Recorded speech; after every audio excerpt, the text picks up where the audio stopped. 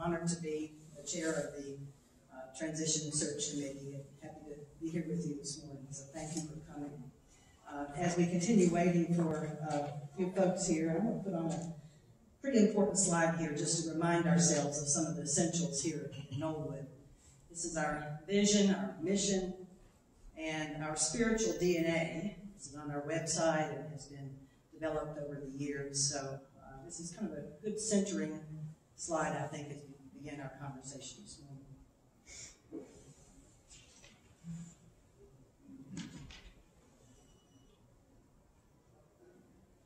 Just let you sit with that for just a minute.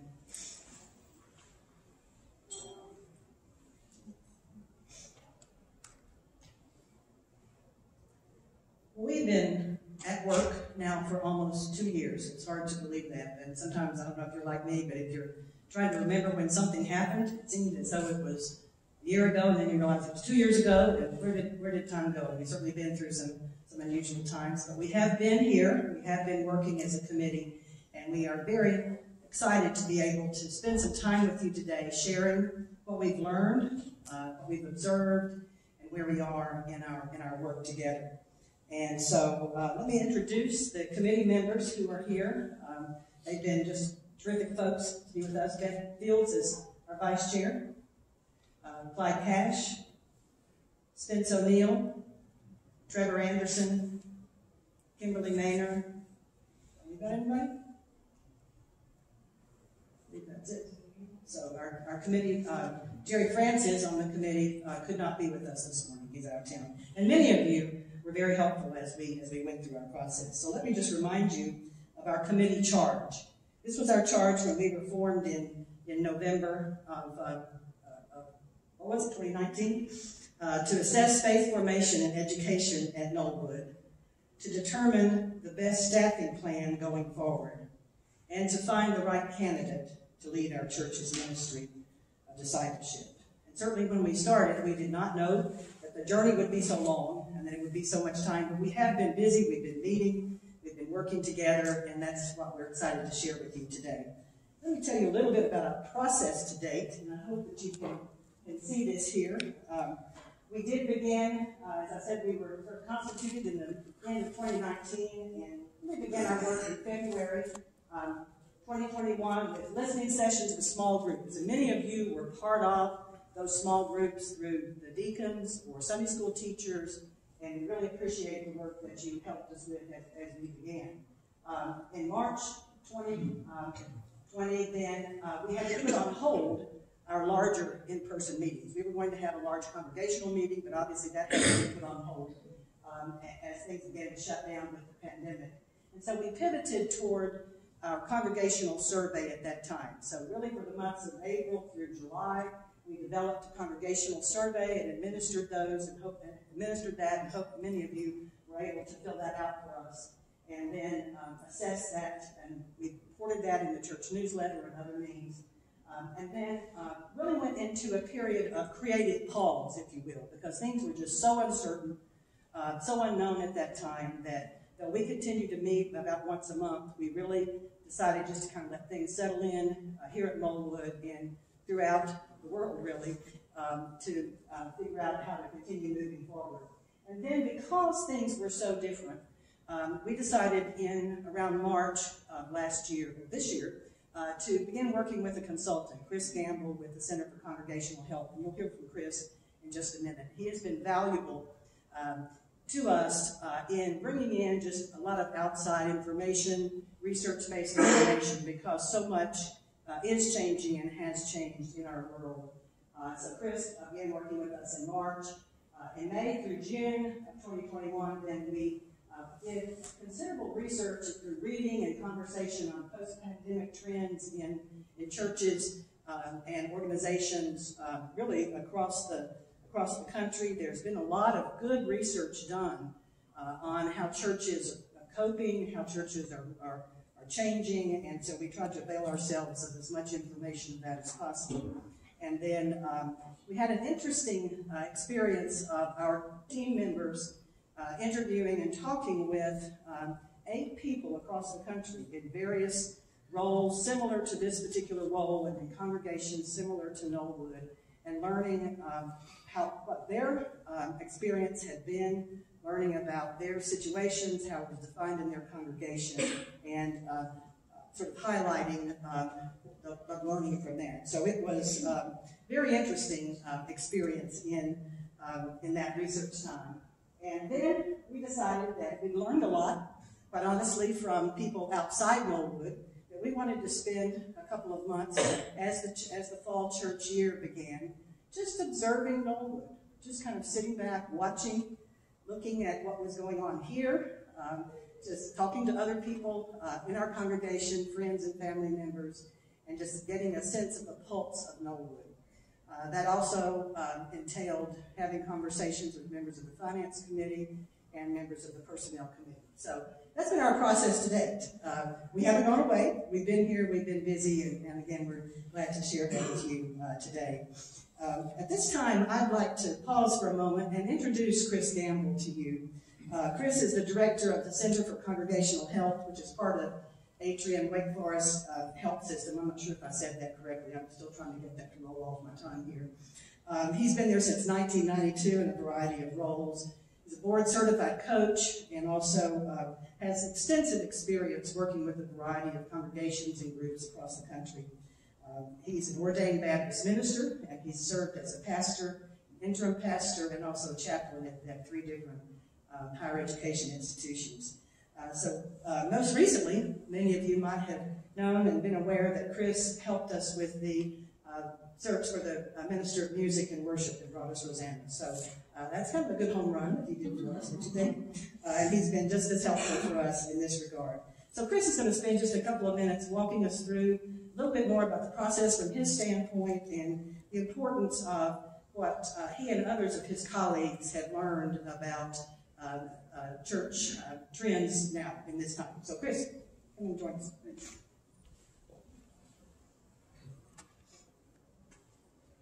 Well, good morning. Good morning. This is the official unmasking. This is what I look like. We've just met by Zoom. Seen it the first time today. That's right. It's a pleasure to be back at Knollwood today. I have a lot of fond regard for this congregation and a lot of connections with many of you and other in the congregation itself down through the years. It's an interesting time to be in church, isn't it? No one could have imagined at the end of 2019 what lie ahead. And as this process began, I think the committee made a good decision to try to lean into what was happening, not feel rushed, and to do what I wish more churches would do, which is, in effect, call a kind of a timeout or a pause before making a decision. Maybe you've experienced that in your own life, that before you rush into something, it's usually helpful to pause and reflect. That's more complicated at a congregational level, but equally as important in so many ways. Turns out it's even more important because no one could quite have imagined that almost 2 years later now we're in the place where we are with this conversation. My role is really to help raise important questions and to bring a different set of eyes. When you're close to something as important as a staff position and all that goes along with that, it can be difficult to be objective about it. And like any transition in staff, it's important to try to figure out before you lurch into replacing someone or finding a new staff person to ask, is this what we need and what does that mean?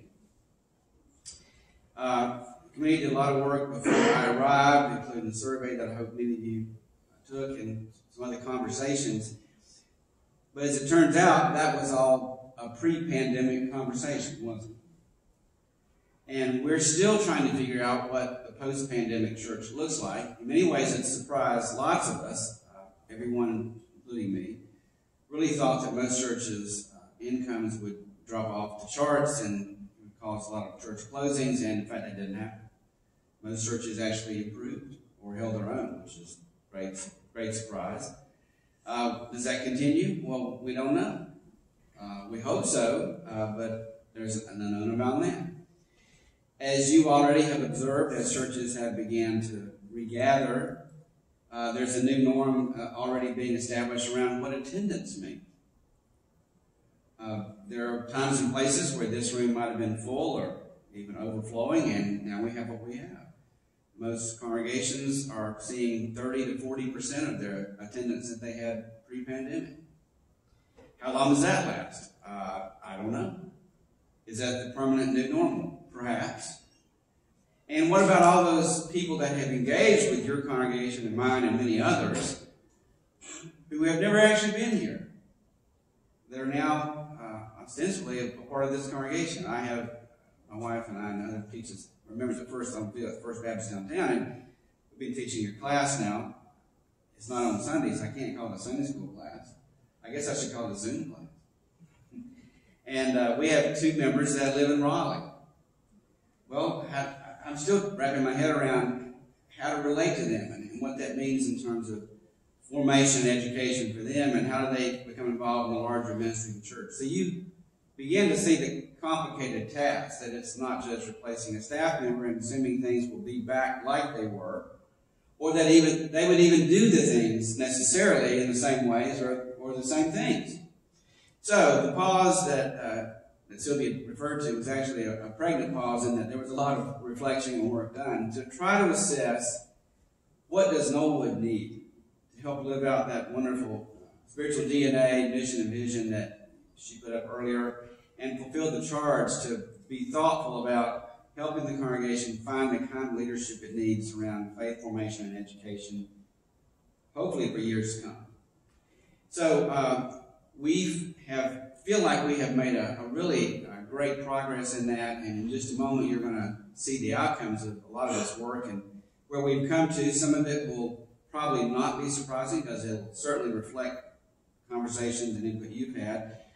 Other pieces may be different because we have done a lot of learning over the last year and a half, and continue to do so. But feel as confident as you can that we have a good plan going forward that will meet the needs of the congregation both today and in years to come, and position the church to be able to be adaptive and flexible toward what comes next, whatever that is. And that is the unknown. So I'm grateful to be part of this process, and I thank Sylvia for the opportunity and invitation around that. And it looks like it's time for a password again. Chris, you did a great job of talking our computer to sleep. Yes, I've done that before. It has been a joy to get to know, because when you just meet someone on Zoom, it's very interesting then to see and to meet in person. That's great. So what we're going to do, as I've just finished mentioning, and Chris talked also about the process today and so on. So I'm going to move through some trends, some recent trends. He's alluded to some of those, and we're going to talk a little bit further about those. And also sort of what we feel we're seeing in Knollwood. And then after that, we're going to go through some of the priorities and attributes that we see as important for this ministry in general, and also for this position here. And then we're going to have some time for a few questions before we move into some. We're going to come huddle you in some small groups, because we want you to talk to us some more about other things that you may want us to pay attention to. So that's sort of the layout for the rest of the meeting. So in terms of recent trends, one of the things that we really found in many locations, and thinking about it, was that what churches are seeing is a more, I hope everybody can read this, a more holistic approach to faith formation and education, and a real growing collaboration across various ministry areas. More movement toward families, intergenerational groups, and being involved, and less separation by age groups, and really seeing how faith formation is occurring many places, really every place we are here in our church, and that's no different from what we're seeing across other congregations. And the realities of lower in-person attendance and poor sustainability have led to a rethinking of how we do church. And Chris did a really good job of setting the stage for that. Hybrid approaches are here to stay, and we've become somewhat comfortable with that. Creative uses of building and staffing. The people we talk to across the country in churches have a variety of creative uses, not only for their buildings and reaching out to the community, but also their staffing. This new emphasis on how we connect with others And quite frankly, if something is not working, don't continue. Many people told us that, and research shows that this is a time to rethink how we do church. And we think that's an important thing for us to consider as well. Moving away from predominantly Sunday and Wednesday programming as really sort of the only calendar items through the week, to exploring how faith formation plays into our everyday lives. And this really is a new growth area. Many churches are reporting being more concerned with what happens when congregations scatter rather than just when they gather. And in some cases, it's even a theme that they talk, we gather to scatter, and think about how people are being prepared in times of togetherness to then live out their faith formation when they scatter. So this is an intriguing thing, I believe, to think about. A commitment to missions work as a fruit of faith formation and as a fruit of everything that we do, and not separate from it. And over again, it just becomes reported, and we talked about and discussed how that becomes just part of our everyday growth as people of faith. And a growing interest in flexibility and adaptability within faith formation. Streamlining ministries, an opportunity to reimagine in a new context, and again, focusing more on the why rather than the what. And what we feel that we are seeing at Knollwood, and we certainly are interested in your thoughts and affirmations of this or additional items. And I hope you can see this year graphic, because I think that really describes what we're seeing at Knollwood. I mean, we're having such synergy and seamless connections across ministries, addressing faith formation at so many levels, and interconnected among children and families and youth and adults, and there's just much more seamless continuum there.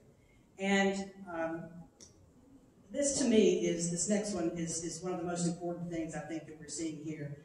There's been a real resurgence of lay leadership and commitment and involvement in community issues and needs.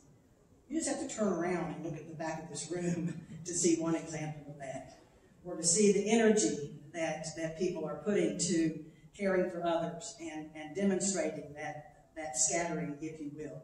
And I think part of that comes from perhaps not being together and not being able to feel as though we could express our faith in certain ways and wanting to find new ways. I certainly have had personal experiences of that in our household, and I know that many of you have had as well.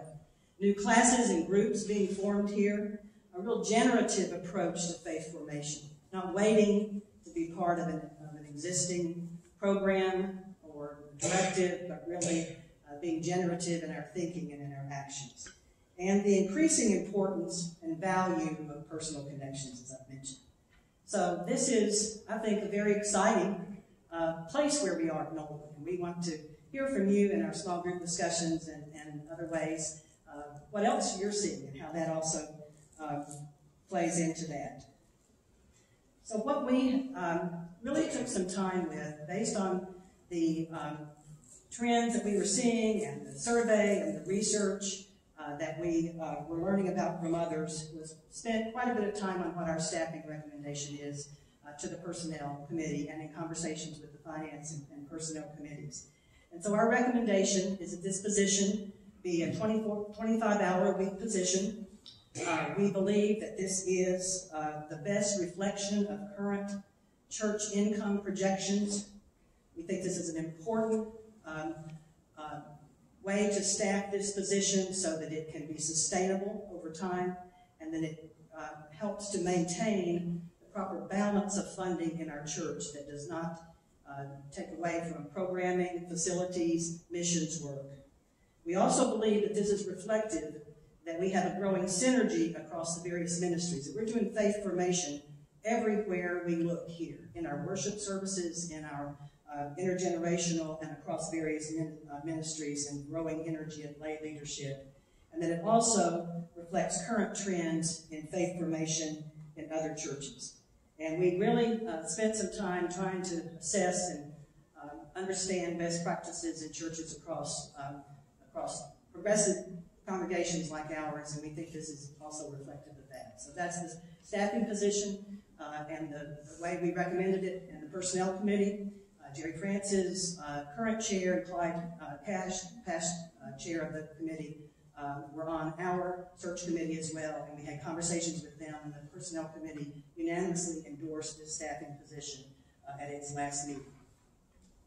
So now I wanted to go through a couple more slides. We have handouts with this information as we guide into our small group discussion. But I wanted to talk about, given what we've learned, and given how we recommending going forward, what we see as the priorities for this ministry area in here at Knollwood. The first, and a lot of this came from your conversation or your input through the survey and other small groups, very clearly to provide opportunities for biblical and theological education, as well as corporate and personal spiritual formation. Now, this encompasses a lot, but certainly encompassed within this is support for Sunday school classes, coordination and implementation of Wednesday night programming, and support and equipping small groups, which would be part of the job description moving forward. Collaborating with other ministries of the church in a cohesive, church-wide curriculum of faith formation and education. You may be aware that we have a good succinct document that really does go across the spectrum and cover age groups related to how we here at Knollwood are interested and committed to forming lives of faith at all ages. And our ministers, and we feel very confident that this next position will be filled by someone who can collaborate very closely across all the ministries to just make sure that we are checking in on that and staying consistent with that. Educating the congregation about a faith response to current issues in our community and the world. We're seeing a lot of this in our Wednesday night programming. We're seeing this in Faith in the City. Now in its fourth year, we're seeing this in a number of other ways in which our congregation is engaging. But again, that idea of faith formation and our work in the community being a fruit of how we are learning to live as members of faith, that is extremely important, that we are educating and equipping us then to use our passion and our beliefs in the world. And really the next one kind of follows in on that, integrating faith formation and community engagement. It's not one or the other. We really feel, and particularly now in this post-pandemic time when we've learned what's important in many ways here in our community, our church, our community, and our world, that now more than ever that's important. And then responding to needs emerging in a post-pandemic world and society through new and innovative approaches to fostering this life of faith. And as Chris mentioned, we don't know what's ahead. We know it's not, and many people counsel not to go back to just what we were doing before, just when things can open up even more, not to just go back and use this as a time to reimagine and to rethink how we're doing. So we feel that these are key priorities for this ministry. And again, in a few minutes, we want to hear from you about your thoughts on this and to continue to help us as we move into this next stage of our work. So what does this mean about the qualities and attributes that we are looking for in a person in this position? First, it's extremely, and these we feel are essential, it's extremely important that this person be committed to our KBC vision and mission and our diversity of thought, our spiritual DNA. That's why that centering slide was very important at the beginning. To show warmth, humility, and approachability, and understand the importance of relationships. One interesting just piece of information out there in our research was how lonely people have become as a result of being sequestered and not being able to be around people. And so this person, we feel, needs to be very good at understanding the importance of relationships and being very approachable. Ability to work collaboratively with staff and congregation. And so collaboration is one of the key essential qualities we really will be looking for. Has a well-developed personal theology of faith and shows authenticity in their own faith journey. And this authenticity should be, in many ways, like our faith journey is. Sometimes questioning, sometimes knowing, not recognizing that all of us are continually developing our journeys, and that they can walk alongside us with that. Shows flexibility in meeting people where they are, able to support and nurture continued spiritual growth and development. Again, one of the things I think we all love about Knollwood is how diverse and how flexible we are in who we accept here, who we love, how we respect individuals. And I think that's something that needs to be reflected in this position. Able to engage people in learning and in the life and work of the church.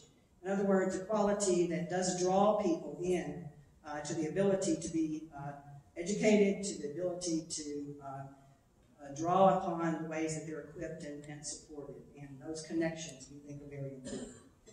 And finally, that values these bold and innovative approaches to faith formation and education. And even views it maybe as a sense of discipleship.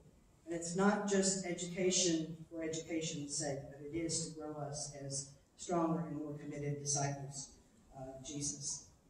So this is really the crux of our information that we wanted to present to you today.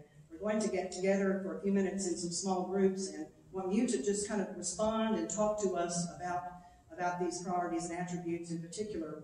But before doing that, we do have time we want to watch the time here, but we do have a few minutes for some general questions. If anybody has questions before we break into our small group or discussion on anything that we've covered, I'm sure Chris would be happy to answer any questions as well. Yes, Sarah, and then, is that Lindley back there? Okay, can't quite tell by the mask, but Sarah and Lindley. Thank you. Just a technical question. If it's a 25-hour week job, does this position qualify for any benefits? That would be a part-time job and does not qualify for the health and retirement benefits, but there are some benefits related to continued education, study, and also mileage and other expenses. Did everybody hear, did everybody hear, she was just asking about the benefits situation, this position. Mine's kind of connected to that 25-hour week. So I've been on the Faith Formation and Education Committee for 3 years, so I've got to see transitions. In regards to the 25 hours, has there been discussions about that increasing to be able to do all the beautiful things that we want? Well, we certainly hope that that we can perhaps increase at some point, but quite honestly, in keeping with what our Finance Committee has recommended in terms of moving into a relatively flat budget and some other increases within the budget of the church, that is not possible at this time. And this is probably what we've talked about a lot during our time. But we also realize that as we craft the job description, we want to be realistic in helping this person be able to set boundaries and be able to be successful in this position. And frankly, again, this is maybe Sylvia talking on a personal note, I think it's up to us in many ways as lay members here to continue that kind of resurgence and leadership roles that we know we can do very well. Thank you for that question. Other questions? Yes. I wonder, in going back and kind of reevaluating, given our current environment and then the flat budget, did you look across the board at staffing resources as you made these decisions about this particular position?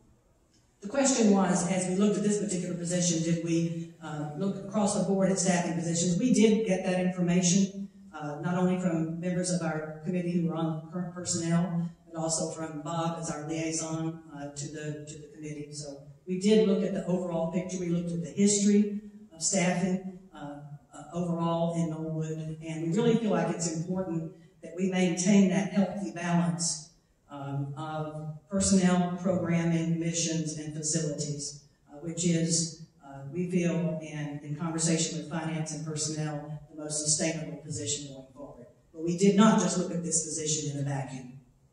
Does that answer your question? It does. I think that it's somewhat related to Leslie's question.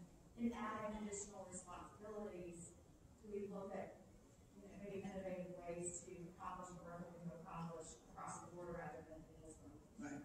Well, again, thinking back about the slide with the gears, I mean, we feel that we have very strong ministry areas that are dealing with faith formation all across our staff, and that the staff right now is working more collaboratively and in almost more of a synergistic fashion that many of us had seen in a long time. Chris, do you want to respond to that as well? There's a couple of things that might help in thinking about this. First of all, one of the things we talked a lot about was the whole nature of ministry portfolio silos. In other words, faith formation, youth ministry, missions, children's ministry. Those are all important areas of specialization. And in most churches, they're to some degree highly siloed. In other words, one doesn't talk to the other that much. One of the things that NOLA makes NOLA distinctive is that they've broken out to that to some degrees. And we imagine that the way to carry this position forward and all the others is to continue to think less about the silos and more about how you collaborate across those. So the burden on an individual position to do all that we might associate with that vision is lessened and can be shared. The other thing I would just add is that I think, and I think most churches need to think about this, is that each minister, when they approach work, utilizes their own philosophy of ministry. And that varies a lot. Every one of us in the working world has seen people live out various philosophies of leadership and ministry. The one that I think will be really helpful for Nolan and most other churches moving forward is what I think of as more as a facilitation role and less as a direct delivery role. So that, although we do want someone who certainly can personally lead events and Bible studies and direct groups and so forth. But a huge part of their responsibility would also be to ask the question, how might this be led in other ways? Particularly engaging this incredible congregation that you all have of highly formed and educated people so that that burden is shared out broadly. So that, at least in my mind, I'm imagining that this person's philosophy of ministry aiming toward facilitation that is really going to be an important component of this that will allow it to work within that 25-hour frame. And really, if you go back to these priorities, these are the priorities for the ministry. They're not necessarily everything that we are expecting, as to Chris's point, from a director or silo faction that one person do. So that much of this will be done, we feel, because it's being done now in a very collaborative fashion. And so this is the priorities, what we see Norwood needs in this ministry area. And then I think it's incumbent upon staff, it's incumbent upon us and the various committees to help understand and live out how this is delivered in a collaborative manner. Other general questions before we really wanted to spend some time with you in smaller groups, and our committee members will be joining the various groups just to get and capture your additional thoughts. Yes, Mark? Well, first of all, thank you for the thoughtful work that you and the committee have done over a long period of time. I noticed you thoughtfully listed qualities of a candidate. Have you also decided qualifications? Yes. And are those, are you clear about that? That will be most likely in our next stage. I mean, we focus more on attributes and qualities at this point, but we did have qualifications as part of our survey, and so we'll look back at some of the input from the congregation there. But certainly the next stage, which will be to develop the job description, and actually began the search will include that aspect. So we certainly hope that if there are strong views that you want to make sure that we hear about that, please express those now or in the small groups in just a minute. We did have that as part of the survey. Okay, I'm going to ask our committee members to tackle this group and form some small groups if you'll help and kind of naturally group up a bit. We have some